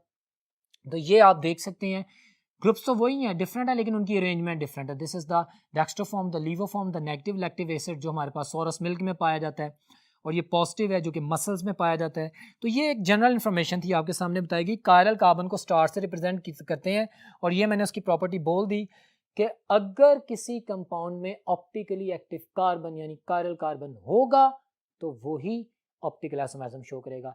एक और मिसाल जो कॉमन आप पढ़ के आ चुके हैं, टाटोमेरिज्म में आप अमाइनो एसिड्स पढ़ते हैं, चैप्टर 13 में आप अमाइनो एसिड्स पढ़ते हैं। तो अमाइनो एसिड्स में जो कार्बन है that is chiral in nature, सिवाय ग्लाइसिन के तमाम अमाइनो एसिड्स जो आपके सिलेबस में they all are optically active. So optical isomerism की एक मिसाल आपके सामने प्रेजेंट की गई। अभी हम बात करते हैं फंक्शनल ग्रुप्स की। What are functional groups? चलते हैं नेक्स्ट बोर्ड पे। वेल तो डियर स्टूडेंट्स, आप लोगों को फंक्शनल ग्रुप्स को एक्सप्लेन करने के लिए आपको मैं बेसिक डेफिनेशन बताऊं जो आप लोग फेमिलियर हैं। एन एटम और अ ग्रुप ऑफ एटम और डबल बॉन्ड और triple bond, any reactive bond, any reactive atom, any reactive group which confers the characteristic properties to the main chain that is called as a functional group। हम different functional groups को पढ़ के आ चुके हैं, जैसे double bond alkyne, triple bond alkyne, OH group alcohol, SH group mercapto या थायो alcohol, COOH carboxylic acid, CHO aldehydes. एक पूरा टेबल डियर स्टूडेंट्स आपकी बुक में बना हुआ है जिसको आपने जरूर पढ़ना है, याद करना है, और उसका कॉमन नेम और आईपैक नेम दोनों याद रखने हैं। एल्कोहल्स को मतलब इथाइल अल्कोहल भी बोला जाता है, एथेनॉल भी बोला जाता है, जनरली स्पीकिंग अल्केनोल्स बोला जाता है, अल्केनल एल्डिहाइड्स को बोला जाता है, अल्केनोइक एसिड कार्बोक्सिलिक एसिड्स को बोला जाता है, मरकैप्टोस किनको बोला जाता है, एसएच वालों को थायो अल्कोहल्स को बोला जाता है, नाइट्राइल और साइनाइड किनको बोला जाता है, ये आपने याद करना है। सो अभी आपके सामने एक स्लाइड है, आप देख सकते हैं, जिसमें फंक्शनल ग्रुप को देख रहे हैं, डिफाइन किया गया है एटम और अ ग्रुप ऑफ एटम और डबल और triple bond which confer the characteristic properties to the main chain. आप देख रहे हैं, आगे क्वेश्चन दे रहे हैं वो, और यही क्वेश्चन एमडीकैट में पूछे जाएंगे। आपको पूरा पता होना चाहिए कि ये स्ट्रक्चर किस फंक्शनल ग्रुप का है, ठीक है, इसकी फैमिली क्या है। क्वेश्चन आप देख रहे हैं, which one of the following is the functional group of acid amide. हम कार्बोक्सिलिक एसिड को जानते हैं, फिर उनके डेरिवेटिव से अगर OH की जगह NH2 आ जाए तो एसिडमाइड आ जाता है, हमें पता होना चाहिए, इसलिए हम आंसर करेंगे। सो इस क्वेश्चन को देखें, एसिडमाइड जो ऑप्शन बता रहा है, तो मेरे पास जो ऑप्शन है वो क्या बता रहे, group acid amide, answer is alpha. Very simple, हमारे पास कार्बोक्सिलिक एसिड के OH को रिमूव कर दिया गया है। और अगर मैं बात करूं बीटा ऑप्शन की तो ये अमाइनो ग्रुप है, अगर मैं बात करूं चार्ली ऑप्शन की तो ये मेरे पास एसिड हेलाइड है, अगर मैं डेल्टा की बात करूं तो ये साइनो ग्रुप है जिसको हम नाइट्राइल भी बोलते हैं। तो got it what we are going to do. अगर हम नेक्स्ट क्वेश्चन की बात करें, क्वेश्चन फंक्शनल ग्रुप SH ये क्या कहलाता है, फार्मूला दे दिया, नाम पूछ लिया, नाम दे के फार्मूला पूछ लिया, you must be very vigilant. तो उसने मुझसे पूछा SH, तो उसको मैं क्या कहूंगा, तो मैं कहूंगा this is called as the thio alcohol. SH मैंने वही बोला ना, इसको थायो अल्कोहल कहते हैं। OH simple alcohol, SH thio alcohol. So dear students, that was a minor example of the functional group. आपके सामने डिफरेंट फंक्शनल ग्रुप रखे जा सकते हैं, इंपॉर्टेंट है, आपने याद करना है, आपसे क्वेश्चन किया जाएगा, आपको गलत स्ट्रक्चर बना के बता दिए जाएंगे और बताया जाएगा कि ये फार्मूला जो मैं बोल रहा हूँ ये सही है या गलत है। तो आपने बड़े ध्यान से आंसर करना है, which was the study of your table given in your book. अब हम बात करते हैं आज के टॉपिक में एसोसिएटेड जो नोमेनक्लेचर है डिफरेंट कंपाउंड जो सेट है उनके बारे में। तो डियर स्टूडेंट्स, एक बात तो आप जानते हैं, what is nomenclature? Is a method of naming. International union of pure and applied chemistry ने एक सिस्टमैटिक मैकेनिज्म डेवलप किया है कंपाउंड्स को नाम देने का। उसकी जो बेसिक प्रिंसिपल लाइन है that every different compound must be given a different name, चाहे वो एक ही फैमिली के मेंबर्स हों, but their name must be different. Even कि आप जानते हैं, जब हम ज्योमेट्रिक आइसोमेरिज्म पढ़ रहे थे तो ब्यूटीन में भी सिस और ट्रांस डिफरेंट कंपाउंड्स हैं, उनके नाम का हिस्सा है। तो वो जो नोमेनक्लेचर है हम वन बाय वन पढ़ते हैं और उनसे रिलेटेड क्वेश्चंस की प्रैक्टिस करते हैं। This is a work specially designed for you, you must see and move on with me. See on the white board, अभी आप देख रहे हैं आईपैक नोमेनक्लेचर की ब्रीफ हिस्ट्री, और सबसे पहले हम पैराफिन्स का नेम करेंगे। आपके सामने व्हाइट बोर्ड पे स्लाइड आ गई है, नोमेनक्लेचर ऑफ अल्केन्स और the paraffins, we know why they are called as paraffins, because they are least reactive, इनकी रिएक्टिविटी सबसे कम होती है, that's why they called as paraffins. Alkanes की अगर बात करें तो आपके सामने है the name of alkanes end with N, ये एक बेसिक लाइन आ गई है। The general formula CnH2n+2, it's a history आपके सामने लिखा गया है। अब वो रूल्स बोलेंगे जिनको मैं बोलूंगा, आप पढ़ेंगे, आप पढ़ भी रहे हैं, मैं एक्सप्लेन भी करूंगा, और फिर हम क्वेश्चंस की प्रैक्टिस करेंगे। इंपॉर्टेंट है बट डियर स्टूडेंट्स, नोमेनक्लेचर आपके MD कैट के पेपर में बहुत क्वेश्चंस आते हैं, यू मस्ट अंडरस्टैंड ऑल, और जहां जहां पे मैं टारगेट करूंगा कुछ स्पेसिफिक पॉइंट्स को आपने फोकस करना है। सिंपल नोमेनक्लेचर है। अल्केन्स के नोमेनक्लेचर का पहला रूल जो आपकी बुक में लिखा हुआ है, select the longest carbon chain, direct connection में लॉन्गेस्ट कार्बन चेन सेलेक्ट करनी है। स्टूडेंट्स, आपको MD कैट में एक स्ट्रक्चर दिया जाएगा जिसमें डिफरेंट कॉम्प्लेक्स, मतलब उसका पूरा स्केलेटन नहीं दिया जाएगा, उसको ना एक मोलेकुलर फार्मूला की फॉर्म में या सेमी स्केलेटल फॉर्म में प्रेजेंट किया जाएगा। तो आपने उसको एक्सपोज करना है, ओपन करना है, हर कार्बन को अलहदा अलहदा लिखना है, और फिर आपने बड़े ध्यान से डायरेक्ट कनेक्टिविटी में लॉन्गेस्ट चेन सेलेक्ट करनी है। और लॉन्गेस्ट चेन में आपने ये स्ट्रेट लाइन या डाइवर्टेड लाइन का ख्याल नहीं रखना, आपने बस लॉन्गेस्ट कार्बन चेन सेलेक्ट करनी है। Start numbering from that side from where the substituent is closer, जिस तरफ सब्स्टिट्यूएंट पाया जाएगा उस तरफ से नंबरिंग करनी है, और जिस तरफ ज्यादा सब्स्टिट्यूएंट पाए जाएं और वो बाद में आए, लेकिन पहला एक ही सब्स्टिट्यूएंट दूसरी साइड से पहले आ जाए, तो नंबरिंग वहां से होगी जहां से चाहे एक सब्स्टिट्यूएंट है जो पहले आता है, वहां से नंबरिंग करेंगे। Write the location number at which the substituent is attach, of course आपने लोकेशन नंबर लिखना होता है नंबरिंग में। If more than one substituents of different types are present, तो आप क्या करेंगे, अभी आपके सामने नेक्स्ट स्लाइड भी आ गई है, तो आप उनको अल्फाबेटिक ऑर्डर में लिखेंगे। सब्स्टिट्यूएंट का नाम लिखने से पहले उनकी पोजीशन लिखेंगे ऑफ कोर्स, और अगर एक जैसे सब्स्टिट्यूएंट्स प्रेजेंट है, जैसे कि सारे पॉइंट्स आपके सामने लिखे हैं, तो you will combine them by di tri tetra, लेकिन उनकी पोजीशन हर अलहदा अलहदा जरूर लिखेंगे, हर दफा लिखेंगे। और अगर एक ही कार्बन पे दो सेम सब्स्टिट्यूएंट भी होंगे तो भी पोजीशंस को दो दफा लिखा जाएगा, जैसे 2,2 डाइमिथाइल। Got it? तो ये सारी प्रैक्टिस हम रिवाइज कर रहे हैं वंस अगेन अपने सामने। और मेन चेन का नाम अल्केन के साथ ले दिया जाएगा आपके सामने। Name of the first 4 alkanes are very simple, इसमें सब्स्टिट्यूएंट्स की केमिस्ट्री नहीं है। नेक्स्ट स्लाइड देखें, क्वेश्चन आता है the structural formula of 2,3,4 trimethyl pentane is. My dear students, आपको रूल्स आते होंगे तो आप ब्रांच का नाम दे देंगे, और जब आपको रूल्स आते होंगे तभी आपको कोई नाम दिया जाएगा तो आप ब्रांच का स्ट्रक्चर बना देंगे। अब आपको यहाँ पे मैं एक ट्रिक बता दूं कि आपको जब नाम दिया जाता है तो आप एंड से स्टार्ट करते हैं उसका स्ट्रक्चर बनाना। मिसाल के तौर पे वो कह रहे हैं 2,3,4 ट्राइमिथाइल पेंटेन, तो मैं सबसे पहले 5 कार्बन की चेन पेंटेन बनाऊंगा, फिर मैं उसकी नंबरिंग करता हूँ 1 2 3 4 5, खुद से 5 कार्बन की स्ट्रेट चेन बनाई नंबरिंग की, और जहां जहां पे उसने जो जो ग्रुप कहा वो लगा दिया। वो कह रहा है 2, 3 और 4 पोजीशन पे एक एक मिथाइल लगा लो। तो जब मैंने ऐसा किया तो मेरे सामने जो स्ट्रक्चर आ रहा है दैट इज अल्फा ऑप्शन। आप इसका सोल्यूशन भी देख सकते हैं स्लाइड के ऊपर, and alpha option is in front of you. बिल्कुल इसी तरह हम अगले क्वेश्चन की तरफ बढ़ते हैं। विच ऑफ द फॉलोइंग, आप देख रहे हैं, विच of the following is the correct name of alkane. अच्छा जी, वो इसने एक स्ट्रक्चर दी है, अब मैंने इसका नोमेनक्लेचर करना है, मैं लॉन्गेस्ट कार्बन चेन सेलेक्ट कर रहा हूँ। आप इसका सोल्यूशन भी देख रहे हैं स्लाइड में, for your help and convenience, so that in this limited time I can convey you the complete and the perfect confidence and the knowledge. तो वो आपके सामने आता है। नंबरिंग स्टार्ट कर रहे हैं, हम नंबरिंग लोअर से स्टार्ट करेंगे, क्योंकि अगर इधर से नंबरिंग करें तो नंबर 3 पे मिथाइल यानी सब्स्टिट्यूएंट आता है, अगर उधर से नंबरिंग करेंगे तो काफ़ी देर बाद आएगा। So my name will be simple, तो मेरे पास option A is my answer, 3 methyl heptane. So very simple naming. तो ये अल्केन्स के नोमेनक्लेचर के हवाले से कुछ पॉइंट्स आपके सामने आते हैं, और इसी तरह आपसे डिफरेंट क्वेश्चंस किए जा सकते हैं। अब हम नोमेनक्लेचर की अगर बात करेंगे तो हमारे पास आता है अल्कीन्स का नोमेनक्लेचर। सो अभी मैं अल्कीन्स के नोमेनक्लेचर की बात करूंगा। सी ऑन द वाइट बोर्ड आप लोगों के पास अल्कीन का नोमेनक्लेचर, उसके रूल्स डिस्प्ले कर दिए गए हैं। पहला रूल वही है, select the longest carbon chain, general formula आपको पता ही है CnH2n। इसके बाद मैं डायरेक्ट नोमेनक्लेचर पे आ रहा हूँ।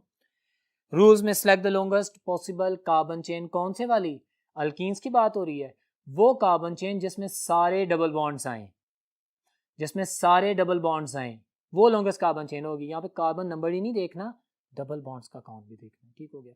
And the second point is start numbering. Numbering कहाँ से करूँगा? अल्केन्स में जब नंबरिंग करते थे तो सब्स्टिट्यूएंट्स को देखते थे। अब आपके सामने स्लाइड चल रही है, अल्कीन्स में जब नंबरिंग करेंगे तो माय स्टूडेंट हम वहां से करेंगे जहां से double bond comes earlier, the double bond get the lower located number, got it. और उसके बाद नंबरिंग के बाद बाकी रूल्स वही हैं, आपके सामने लिखे हुए हैं कि आप सब्स्टिट्यूएंट्स का नाम पहले लिखेंगे, सब्स्टिट्यूएंट के नाम से पहले उनकी पोजीशन लिखेंगे, अगर डिफरेंट सब्स्टिट्यूएंट्स हैं तो उनको अल्फाबेटिक ऑर्डर में लिखेंगे, अगर एक जैसे सब्स्टिट्यूएंट्स हैं तो उनको इकट्ठा करके लिखेंगे, लेकिन उनकी पोजीशंस में कोमा डाल के उनको भी इकट्ठा लिखेंगे। तमाम चीज़ों को ध्यान में रखें। फर्क आता है मेन चेन के नाम में। अब मैंने जब अल्कीन की मेन चेन का नाम लिखना है तो मैंने पोजीशन ऑफ डबल बॉन्ड लाजमी मेंशन करनी है। Student, this is the point, while naming the main chain in alkenes आपको डबल बॉन्ड की पोजीशन मेंशन करनी है। और डबल बॉन्ड तो 2 कार्बन के दरमियान में होता है, 1 और 2 कार्बन के दरमियान में है, तो मैं कौन सी पोजीशन लिखूं? लोअर पोजीशन, मैं 1 पोजीशन लिखूंगा। अच्छा, 5 और 6 के दरमियान डबल बॉन्ड है तो भी लोअर पोजीशन, मैं पोजीशन 5 असाइन करूंगा डबल बॉन्ड को। क्लियर हो गया? बस इस पॉइंट को याद रखें। और नेमिंग में एंड में जो वर्ड इन है उससे पहले उसकी पोजीशन मेंशन कर देंगे, जैसे 2 ब्यूटीन या ब्यूट 2 इन, ठीक है। अगर 2 डबल बॉन्ड है तो diene, triene, same rule, उन डबल बॉन्ड्स की पोजीशन को पहले कोमा ऐड करके लिख देंगे। माय डियर स्टूडेंट्स, जब आप नोमेनक्लेचर कर रहे हो तो आपने बड़ा ख्याल रखना है नामों का। वो मैं रूल्स बोलने लगा हूं जो रिटन फॉर्म में मौजूद नहीं होते। हमारे पास जब भी आईपैक नेम लिखा जाता है तो नंबर और लेटर के दरमियान में हाइफन आता है, 2 नंबर्स के दरमियान में कोमा आता है, स्पेस कहीं नहीं आती। क्लियर? पहला नाम नोमेनक्लेचर के वर्ड जो नाम है उसका पहला वर्ड कैपिटल होता है, बाकी तमाम छोटे होते हैं। क्लियर? ये अल्केन, अल्कीन और अल्काइन के नोमेनक्लेचर के हवाले से मैं बात कर रहा हूँ। नेक्स्ट हम इसकी कुछ एग्जांपल्स को देख लेते हैं। फॉर एग्जांपल आपके सामने एक मैंने स्लाइड रखी है, आप देख रहे हैं व्हाइट बोर्ड पे। Consider the following structure formula. एक स्ट्रक्चर दिया गया है, रूल अप्लाई करो, select the longest carbon chain जिसमें डबल बॉन्ड हो। Okay, I have done that, मैंने सेलेक्ट कर ली। मैं अपनी आप लोगों के सामने मैं अपनी लेफ्ट साइड से नंबरिंग करूंगा क्योंकि डबल बॉन्ड यहां से पहले आ रहा है।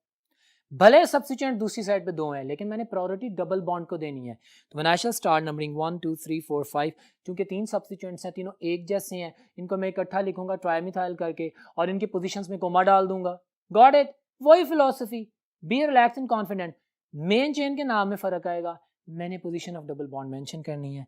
तो मेरे पास जो आंसर आएगा दैट इज द, पहले तो मैं 2 5 5 ट्राइमिथाइल, ओके, और 2 और 3 पोजीशन, 2 और 3 कार्बन के दरमियान में डबल बॉन्ड पाया जाता है, तो मैं 2 पोजीशन असाइन करूंगा डबल बॉन्ड को, और मेरे पास जितने नंबर ऑफ कार्बन एटम्स हैं हेक्सीन, तो इसका नाम होगा अल्फा ऑप्शन।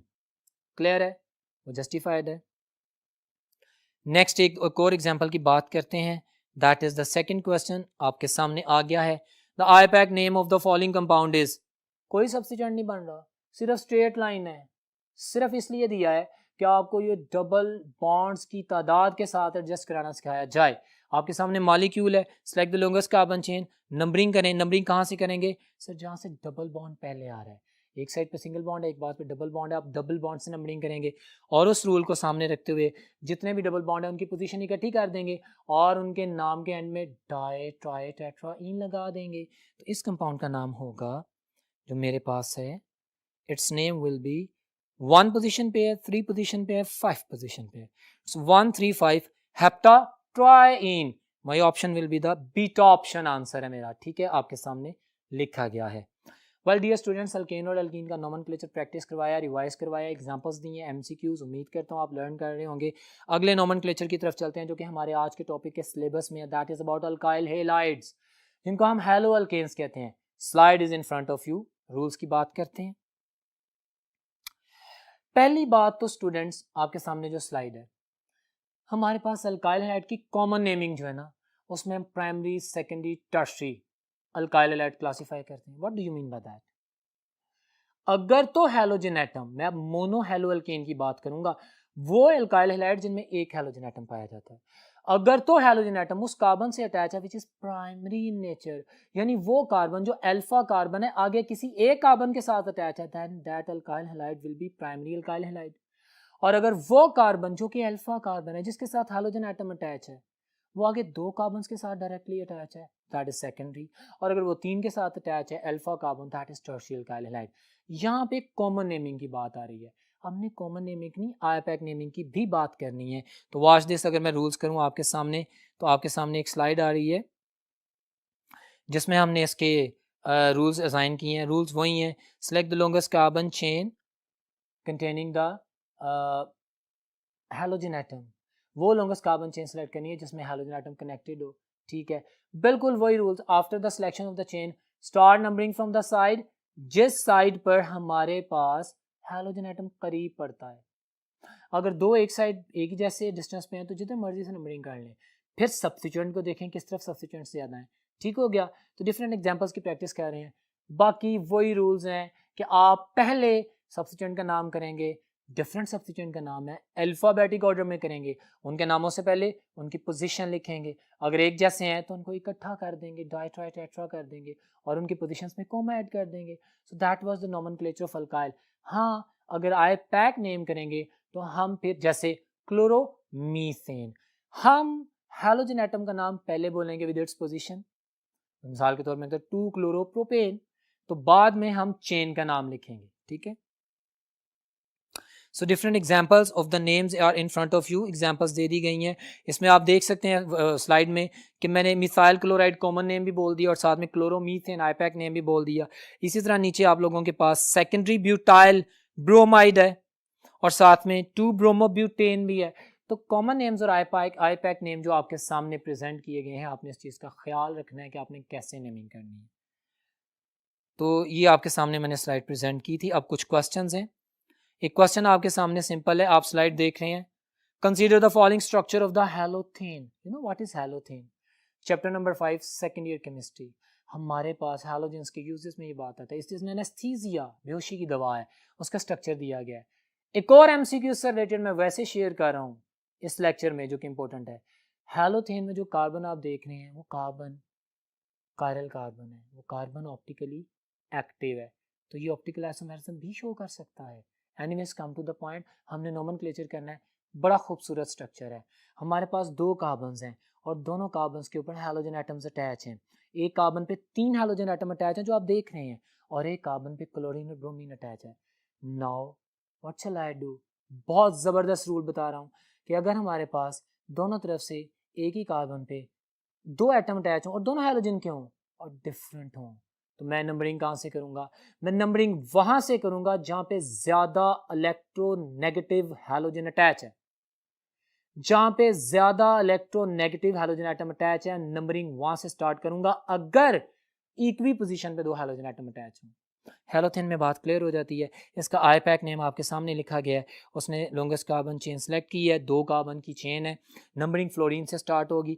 अब नाम अल्फाबेटिक ऑर्डर में लिखना है, तो मैं पहले ब्रोमो फिर क्लोरो और एंड में फ्लोरो बोलूंगा। तो इसका जो आईपैक नेम मेरे सामने आता है, my dear students, that is 2 bromo 2 chloro 1 trifluoro ethane. Alpha option is my answer. तो हैलोथेन का अल्फा ऑप्शन आंसर है। इस एग्जांपल से आपको तमाम एस्पेक्ट्स क्लियर हो गए होंगे जो कि हमारे अल्काइल हैलाइड के नोमेनक्लेचर से एसोसिएटेड है। सो अभी हम नेक्स्ट की तरफ चलते हैं, the nomenclature of alcohols. Students, जिस तरह primary secondary tertiary alkyl halide है उसी तरह अल्कोहल्स हैं, जो कि रूल्स वही चल रहे हैं। अब मेरी बात विद द कॉन्फिडेंस सुने, आपके सामने स्लाइड है। अल्कोहल्स की नोमेनक्लेचर का पहला rule, select the longest carbon chain containing OH group. I have done that. All hydroxyl group, okay. Start numbering from that side कि जहां पे हाइड्रोक्सिल ग्रुप पहले आता हो, ठीक है। अब यहां पे स्टूडेंट्स आपने प्रायोरिटी लिस्ट का भी ख्याल रखना है। मैंने ये क्यों बोला? मिसाल के तौर पे आपके पास एक ऑर्गेनिक कंपाउंड आता है जिसमें एक ही चेन के ऊपर क्लोरीन भी है, हैलोजन एटम जिसको अभी पढ़ा, और हाइड्रोक्सिल ग्रुप भी है, हाइड्रोक्सिल ग्रुप, और मेरे पास उनकी तरतीब उलट है, वो एक जगह पे नहीं है। मैं नंबरिंग कहां से स्टार्ट करूंगा? मैं प्रायोरिटी हाइड्रोक्सिल ग्रुप को दूंगा। Student this is very important line, I am telling you. ये एमडी कैट में 2-3 दफा ऐसा क्वेश्चन आया हुआ है। हमारे पास एक चेन है, उसके ऊपर हाइड्रोक्सिल ग्रुप अटैच है, उसके ऊपर हैलोजन एटम अटैच है। मैं नंबरिंग वहां से स्टार्ट करूंगा जहां से हाइड्रोक्सिल ग्रुप पहले आता है। पता है क्यों? हाइड्रोक्सिल ग्रुप को प्रायोरिटी देनी है, उसका प्रायोरिटी लिस्ट में पहले नाम आता है। आपने chapter number 9 second year chemistry में एक प्रायोरिटी लिस्ट पढ़ी थी। कार्बोक्सिलिक एसिड्स सबसे पहले, उसके बाद सायानाइड, आप नोट कर सकते हैं साथ साथ, उसके बाद एल्डिहाइड, उसके बाद एसाइल ग्रुप, फिर हाइड्रोक्सिल ग्रुप, फिर एमाइनो ग्रुप, फिर आरओ अल्कोक्साइड ग्रुप, और फिर अल्काइल चेन। इन 8 यूनिट्स में कहीं पे भी हैलोजन एटम नहीं है। आईपैक रूल कहता है कि जो ग्रुप प्रायोरिटी लिस्ट में पहले आता है आप उसको नंबरिंग में प्रायोरिटी देंगे। ठीक हो गया? इस पॉइंट को भी ध्यान में रखें। और बाकी बातें अल्कोहल के हवाले से सिमिलर हैं। You will start numbering from the side. जिस तरफ अल्कोहलिक ग्रुप है, चेन के नेम में थोड़ा फर्क आएगा। हमारे पास सब्स्टिट्यूएंट का नाम पहला लिखा जाएगा, उनकी पोजीशन पहले लिखी जाएगी, अल्फाबेटिक ऑर्डर में लिखा जाएगा, बिल्कुल वैसे ही। लेकिन जब चेन लिखी जाएगी तो चेन के नाम, मिसाल के तौर पर मिसाल देता हूँ, OH सेकेंड पोजीशन पे और साथ में ब्यूटेन है, तो मैं लिखूंगा 2 ब्यूटेन का ई हटा दूंगा, ब्यूटेन का ई हटा दूंगा, आप देख सकते हैं आपके सामने एग्जांपल है, और ओल ऐड कर दूंगा, 2 ब्यूटेनॉल। अब ये जो मैंने बोला, जो स्लाइड पे आपने नोमेनक्लेचर के पॉइंट्स पढ़े हैं, उनकी कुछ एग्जांपल्स कर लेते हैं। आपके सामने स्ट्रक्चर्स हैं दिए गए हैं, मैं क्वेश्चन देख रहा हूं, स्लाइड पे क्वेश्चन देखिए। Consider the following structure, what is the correct name according to the IUPAC naming? The same example which I narrated for you, I designed this question for you. You can see that. आपके पास OH group भी है, आपके पास halogen atom भी है। आप priority किसको दे रहे हैं? हाइड्रोक्सिल ग्रुप को। नंबरिंग वहाँ से स्टार्ट कर रहे हैं। बाकी सिलेक्ट द चेन, उसके बाद हम नाम कर देंगे। तो नाम हमारे पास 4 पोजीशन पे क्लोरीन एज अ सब्स्टिट्यूएंट आएगा। क्लोरीन अल्कोहल की मौजूदगी में, हैलोजन OH की मौजूदगी में सब्स्टिट्यूएंट है, और हम 4 क्लोरो सब्स्टिट्यूएंट इसकी पोजीशन लिखेंगे, और position of the OH group the function 1 pentanol. तो आंसर इज अल्फा। तो this is the question, you can see and you can practice your thing over here. अब my dear students हम nomenclature पढ़ेंगे carboxylic acids का। आपके सामने slide है, देखें। my dear students carboxylic acids का nomenclature बहुत इंपॉर्टेंट है। कार्बोक्सिलिक एसिड्स का nomenclature इनके कॉमन नेम्स के हवाले से बहुत इंपॉर्टेंट है। इनके कॉमन नेम्स भी पूछे जाते हैं। वलारिक एसिड किसे कहते हैं, प्रोपियोनिक एसिड किसे कहते हैं, ब्यूटारिक एसिड में कितने कार्बन होते हैं, got it, caproic acid, कैप्रोलिक acid क्या होता है। तो वो तमाम आप लोगों को एक्सप्लेन करने के लिए आपकी बुक में भी मौजूद है, लेकिन यहाँ पे मैंने अभी आपके सामने एक टेबल दी है, आप वो टेबल देख सकते हैं। In front of you the slide is present. मैं बोल रहा हूं, आप देख रहे हैं।